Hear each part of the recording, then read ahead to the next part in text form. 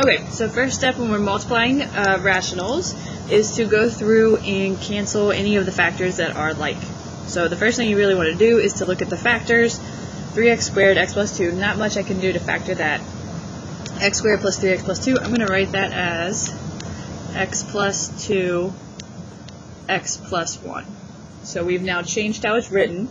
You look for a factor that's in the top and bottom to cancel, so x plus 2 occurs in both. So he's gone.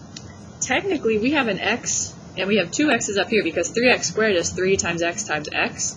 So this x can cancel one of those.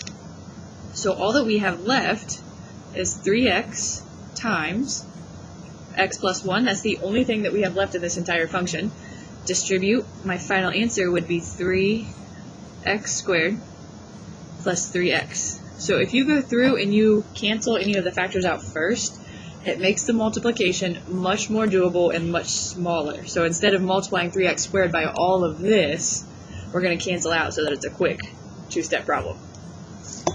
Then, with our division, I'm going to grab a different pen here.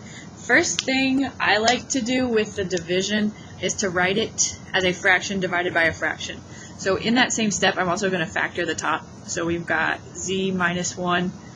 Technically it's z minus 1 squared. Sometimes it helps to write it out twice. Divided by z squared plus 2. You cannot factor that, so we're just going to leave him. Divided by, and this z minus 1, I'm going to make it a fraction over 1, just so that you can see it as a fraction divided by a fraction. Because when we do that, we're going to multiply by the reciprocal. So I circle the bottom.